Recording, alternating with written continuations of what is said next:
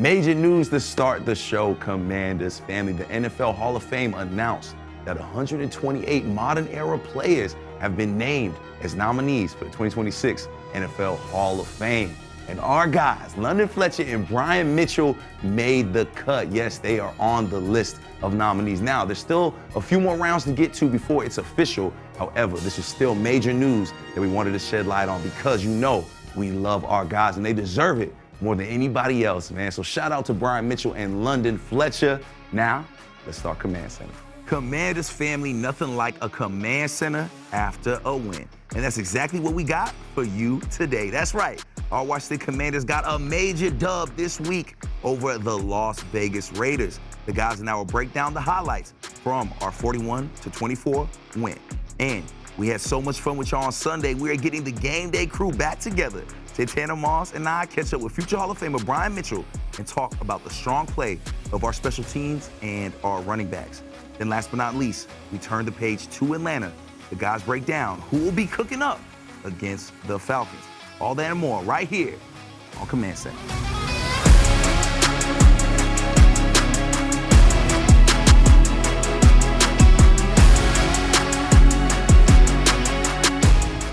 Team win, right? That's what we said, man. Complimentary ball, back and forth. Best part of us is all of us doing all of our together, man. It's cool shit. We'll go through all of it tomorrow. Excellent job getting back to our ways. Hold up. Hey, so a real bad took one on the sideline and pop up like toast. DQ.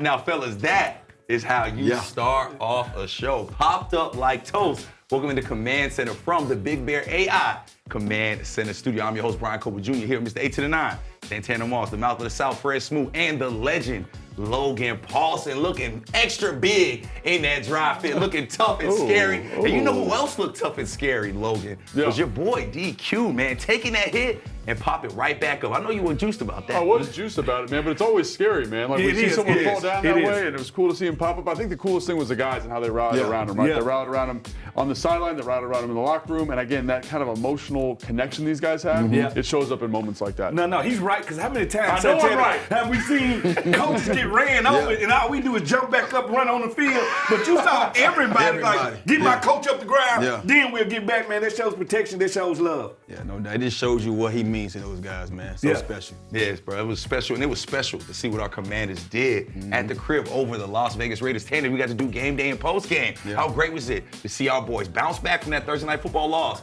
and come handle business? It was great for the most part, just knowing that that was a team that we expected them to have that kind of outcome, and that's what you want. You want to go out there and handle the teams you're supposed to, but at the same time, do it in our fashion. I saw those guys go out there and play the kind of football that I've been expecting them to play all year long, and I want to see that, to the weeks to come also, with that same tenacity, that same intensity. If they could play like that throughout the year, they'll have more wins than they do losses.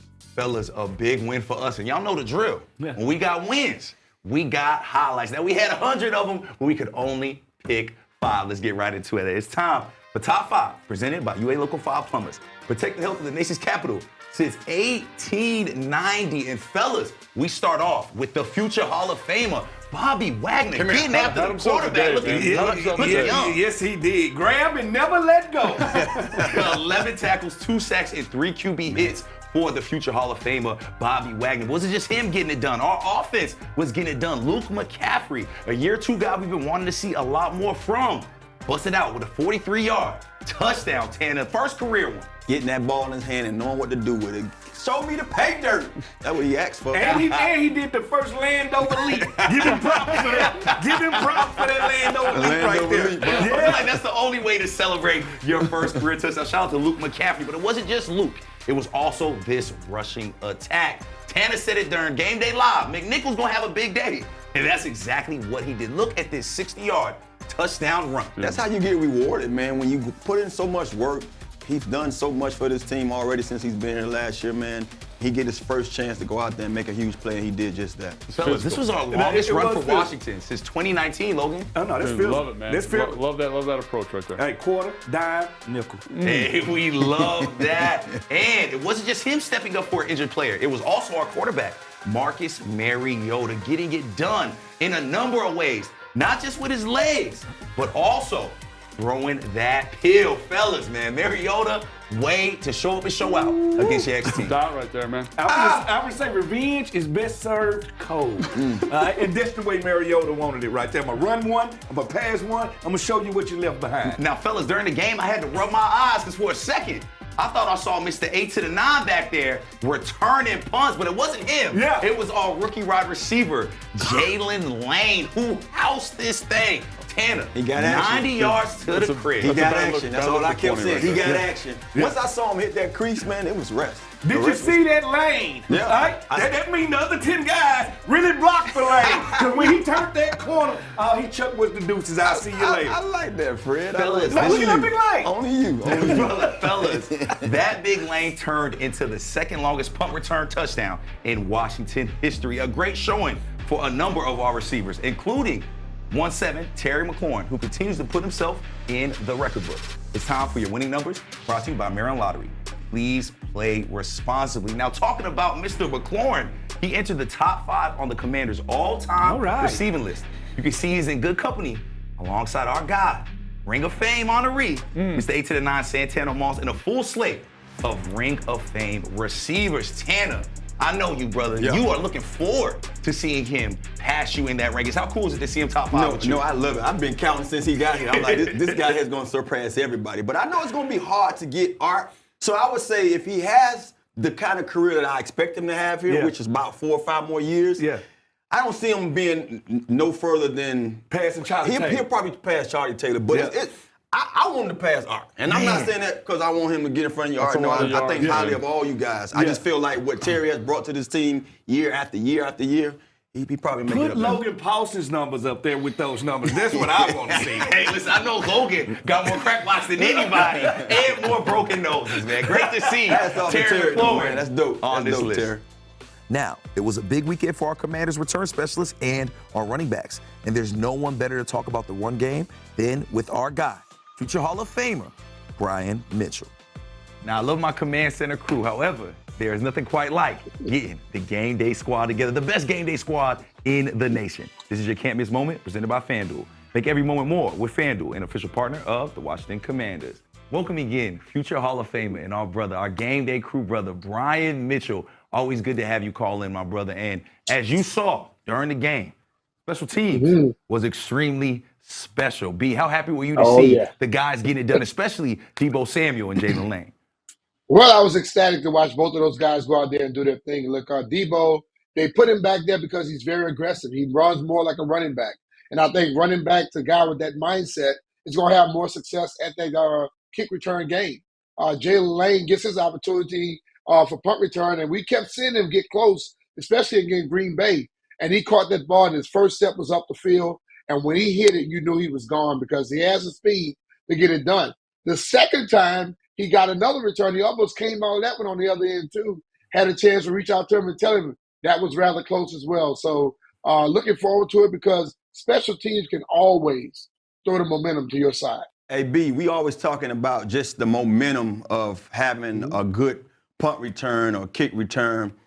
And what is something like what we saw this past weekend with Jalen Lane is going to do for the rest of his season this year, like far as his confidence? Well, now he understands he can do it at this level. It's not just what he did in college.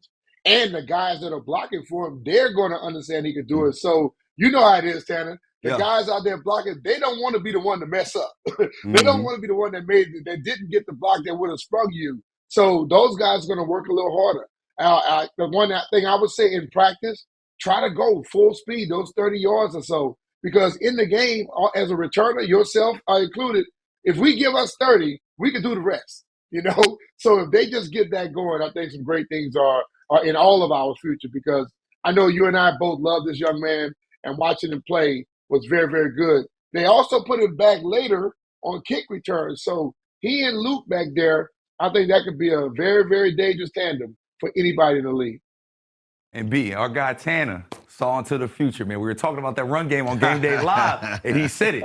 I'm expecting Jeremy McNichols to do his thing, and that's exactly what he did. But we saw it, B. It's definitely a running back by committee. Do you expect that to stay the same? And why does that give us a little bit of extra edge over the Atlanta Falcons?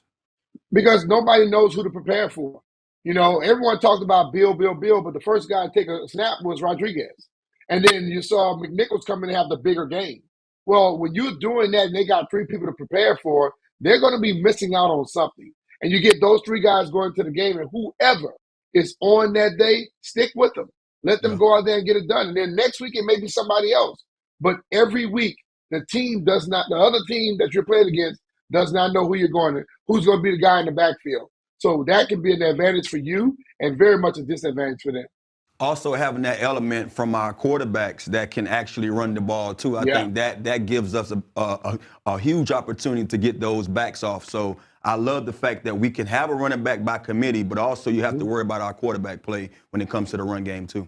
Fellas, we love this combination of our running backs, but we also love this combination of the Game Day Live crew even more. You can catch us every pregame this season, and you can also catch us postgame after the Commanders win.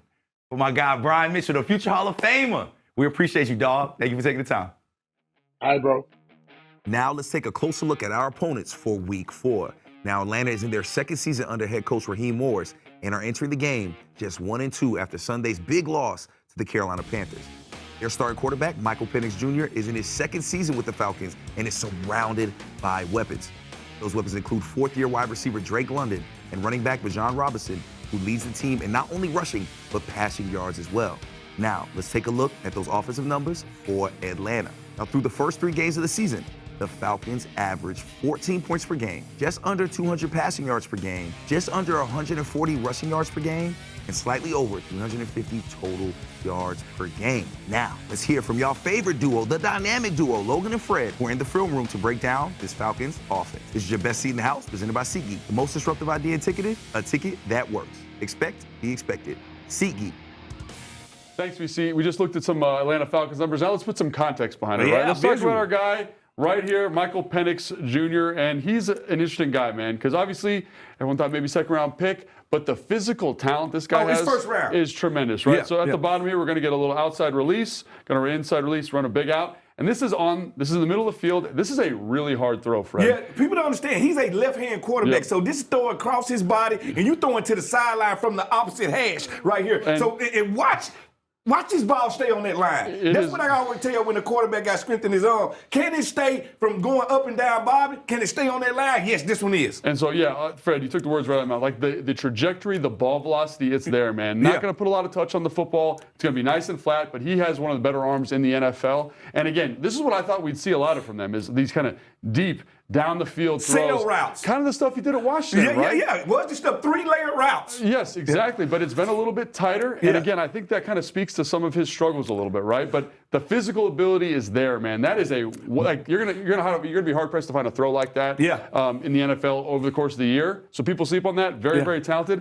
but struggling a little bit, Fred. It happens because he's still technically a rookie. I like you brought that up because he's a young football player, right? Yeah, he is. And so here we go. This to me, Fred, this looks like quarters coverage to me, right? Yeah. Or maybe cover 6. We got 2 safeties. Looks like quarters. This guy's maybe playing a half over here, right? Full cross. Yep. And so what I think he's doing right here, Fred, is he's looking at the pre-snap. He says, well, I have free access here. It's going to be a hitch and a go. This is like a classic smash concept. And then watch the disguise here that the Carolina Panthers put on this, right? It's like here, and then you see how he rotates down to that cover 2 shell? And watch how it totally disrupts him, right? It totally throws him off. Because he jumps it now. He jumps it right there now. And now he's saying, you know what? I need to get rid of this ball. But if he just takes a little patience and layer this ball in here to pitch, this is a touchdown right here. Because versus cover 2, right? This is it. 1, 2, we got 2 safeties deep, and I'm working the seam. Like, this is the home run shot, right? Yes. And this is the middle linebacker that's carrying, but he's not where he's supposed to be at over there. And I think this is actually a pretty well-designed play. But again, you see the lack of experience, right? You see him kind of say, I can't get to my first read. Now what do I do? Panic. Throw the ball away. So I think if we're the Washington Commanders, Fred, a little bit of disguise is never a bad thing. Deception is what we call it. I want a lot of deception, and I want pre-snap deception. I want him to see one thing and have to play a totally different play. I totally agree. And then there are some playmakers in the offense. We talked about how it's kind of flat, this offense, not really pushing the ball down the field. It doesn't matter sometimes. You got a guy named Bijan Robinson in the backfield. Special. He does a lot of special stuff. This is just a simple check down to the flat. Yeah. I'm just going to let it go, Fred. Yeah. Because this is basically a punt return. Now, the one thing I know about Bijan, he got manners. See here? Excuse me. Excuse me? Oh, excuse me? Yes. Excuse me. Yep. I'm headed to the end zone. I got a reservation for 6. And That's what he just did. And I don't know if there's a lot of people in the league that can get that done consistently. Not that. He reminds me a little bit of like Gibbs from Detroit. Jameer Gibbs, Yes. Marshall Falk, all of these guys that once I get the ball in my hand, I'm chunking deuces. And so in terms of explosive plays, Fred, this is the guy. Yeah. This is the guy that's providing the explosive spark to the offense, and you see his ability right here. Yeah, and you have to stop him. If you're going to stop them, you have to stop Bijan Robinson. Gang tackling, always being where he is. And then the other guy we got to be aware of is Drake London. He's a big body receiver, and I think this play really shows what he's good at. I'm going to get up vertical, run a sharp route, use my body to shield this throw. Yes. And then I'm a tough tackle, man. I'm going to get vertical into the defense, break tackles. That's one of the things I love about him. Just because I'm tall don't mean I can't mix a little yak in there. And that's what he does at a high level. He is a tough son of a gun, man. Yep. So I think while Atlanta is struggling a little bit, right, they do have a lot of playmakers. They got a quarterback that can throw the ball down the field. Yep. They got a dynamic running back who can make plays. Dynamic tight end. Dynamic receiver. Yeah. A lot of interesting pieces here. We got a lot of work to do for this defense, Fred. Yeah. BC, back to you. Shout out to the dynamic duo Logan and Fred for breaking it down in the film room. Now, our Commanders defense is looking to carry the momentum from their Week 3 win over the Raiders into Week 4 when we take on the Atlanta Falcons. Now, here is a look at the details for this weekend's matchup out in ATL. Kickoff is set for 1 p.m. and you can tune into the game on CBS. But before the game, make sure to join myself alongside with Santana Moss and Brian Mitchell for Game Day Live. You can join us on the Commanders YouTube, Facebook, and X starting at 11:30 a.m. Now let's get into this matchup. It's time for Securing the W, presented by Hercules Fence. Security in every job. Fellas, it's crazy to think we're already in our Week 4 matchup. Now, we saw what Marcus Mariota was able to do against the Las Vegas Raiders. Now, we do not know who's going to be the quarterback yet, but if Marcus Mariota does play, Logan, how can he find that same success on the road against Atlanta, another former team? Well, I think you just got to be him. I think at this point we've got enough data points of him in this offense to feel really confident about what he's doing, right? Like he's confident, he's smart, he knows how to make plays with his legs. Yeah. And I think you have an offensive coordinator and offensive staff that knows how to support him. Look at the game plan last week. Got a lot of RPO, a lot of zone read, kind of sprinkled in there enough, and then we just pounded the rock and found play action shots. I think that's perfect for what he wants to be. And again, if the defense and special teams can support him like that, let's run it back. What I love is nothing changes when he comes in. Yeah. Usually when your backup quarterback comes in, you have to temper down your offense. You have to figure out what fits him.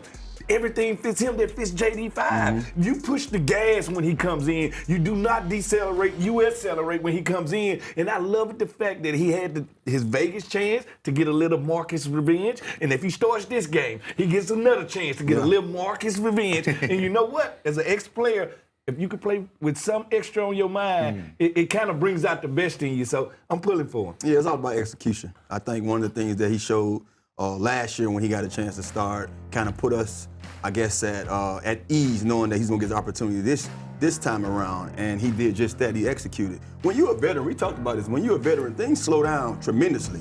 So when I'm watching him out there, I'm almost like, man, this is like stealing from a baby. You know what I mean? He's like a kid in the candy store right now. He understands. He sees it. He's taking advantage of it. Full advantage of the guys that's going to make him look better. Give them guys the ball, and the rest should, be able to, show up on the field. So it's all about execution, and I think he's fine with doing so. And Tanner, me, you, and B on Game Day Live, we talked about that trench warfare, especially with our offensive line. We've given up 3 or more sacks in the first 2 weeks, only 1 sack with Marcus Mariota back there. How can we find that same success against the Atlanta's pass rush? Just getting rid of the ball. I think one of the things that Marcus showed that, and I think also, too, we talk so much about the players, but we don't give credit to the coaches. Yeah. I think Cliff really was in his bag knowing that, hey, I got a guy who can, when he sees it, he's going to dial it up. He's going to dice it. And not to take nothing from, JD, because he does the same thing, but it was just a different guy to him. So just getting rid of the football, making sure that whoever's open or whatever opportunity that is given, make sure that they have a chance. I think schematically knowing what Atlanta wants to be, right? They want to kind of be this simulated pressure 5-man rush guy on 3rd down. Can we stay out of 3rd downs as much as possible? Sure. Yeah. And then can we practice the patterns? And I think when you look at what they did versus the Las Vegas Raiders, they had a really good protection plan for Crosby for some of their pressure looks. And that's where the work they're doing on Tuesday, Wednesday, Thursday comes to vogue and really lets them be the most successful version of this offense. And I think it's all about trench warfare. If you look at that game against the Raiders, our offensive line came to play. Yeah. Chris Paul came to play, and I ain't talking about about the point guard. I'm talking about the guard. He came to play, and protection is everything. If you keep your quarterback upright, if you keep your running backs 3 yards up on the other side of the ball, you can then dominate. And plus, we going on the road. All right, last time we went on the road, didn't go well for us. I think when we go on this road, we're gonna try to dictate this ball with long drives. We got to get back to the 9, 10 play, 11 play drive when you just take the soul out of defense. That happens. And I think we got to do that on the road early and often if we're going to get this Falcons team and beat them the way we should. And Fred, as impressive as our offensive line was, our defensive line was just as impressive. Them boys look great. Now they're going against Bijan Robinson and company. He leads the team in receiving and in rushing. He's a guy that can do it all. How can our defensive line find success against Bijan? First of all, you got to find number 7. Every play. You got to make sure if he's getting the ball in the backfield, he stays in the backfield. As he's going out, he's running routes, you got to make sure you got some linebackers, you got some nickels, you got some safeties, you got somebody appointed to him. You got to know where he's at all time. And they got good players at every level, not just Bijan. Tight end and Kyle Pitts can make it play, and Drake London can make plays. We're going to have to stop them as a whole unit, Logan, and I think it's going to one player at a time. And I wanted to ask you, Fred, I think the thing Bijan brings, the same thing that Christian McCaffrey brings, or Gibbs brings, is how do you match up with him? If he's in the box, you need like a nickel to cover him. But then you got a coverage player in the run. So I think that, I don't know if you got any insight on that, but that's the thing that I think the problem he presents is the matchup issue. You want to play some one-hole defense, and you want to play a robber. Your robber's not robbing the quarterback because he's not a runner. Your robber is robbing the running back because he's going to start everything from the middle of the field. So your robber is watching him. Yeah, I just tell all those defensive guys they got to live good this week. Can't be doing nothing wrong. What JD say? You gotta live right. Now, fellas, man, we were living real good last season. Y'all remember, it wasn't too long ago we were playing Atlanta, and we had them in overtime with Zach Ertz helping us win that game. Let's take a look back at that amazing moment. 2 tight ends to the left. Here's the staff team going to throw for it. He does. Into the end zone. What a catch. Zach Ertz, who wants to go to the playoffs? Touchdown! Touchdown, Washington! They win in overtime! We'll see you in the postseason! Are you freaking kidding me? This is a missile by Jaden Daniels, an absolute missile to Zach Ertz, where only he can catch it.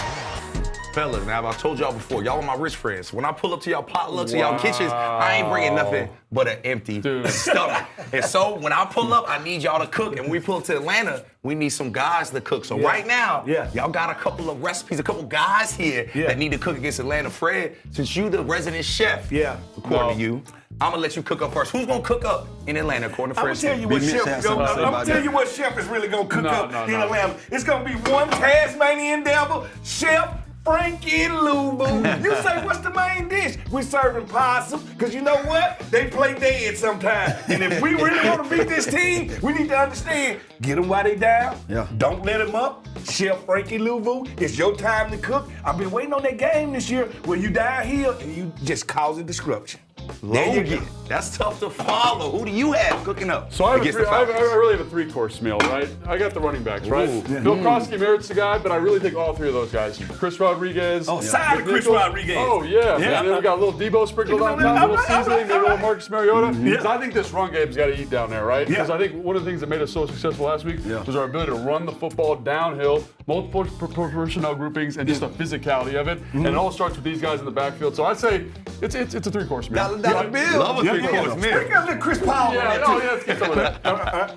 Tanner, now, last but certainly not least, who's cooking up in Atlanta? We're going to be out there. Well, since y'all saved me for the last dish, it has to be a special dish. And that's why we're going to be very special. Because I'm going with a special teams guy, and none other than Jaden Lane. Is that the dessert? Last time I saw this 83 run a punt back when I had that green and white on, but what I would say is, my guy, they told me back in the Jet days, when it rains, it pours. And I ran one back the second week. So I'm looking forward to him to go out there and cook up another punt return. And it's going to be far better seeing Lane do that in the burgundy and gold than any type of green and white. Family. This is Command Center. Me and Tanner will be right on that sideline. That'll be at 11:30 out from enemy territory against the Atlanta Falcons. Logan will be there too doing the radio. Fred's not allowed back in Atlanta, so we gonna stay out here, hold it down. This is Command Center. I'm your host, Brian Cooper Jr. Fred Smoot, Logan Paulson, and Santana Moss. We'll catch y'all next week. All you can eat, Rodale's.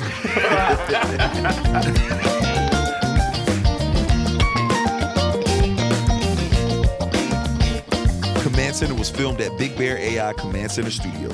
Big Bear AI offers mission-ready AI for a rapidly evolving world, proudly protecting the Washington Commanders and its fans.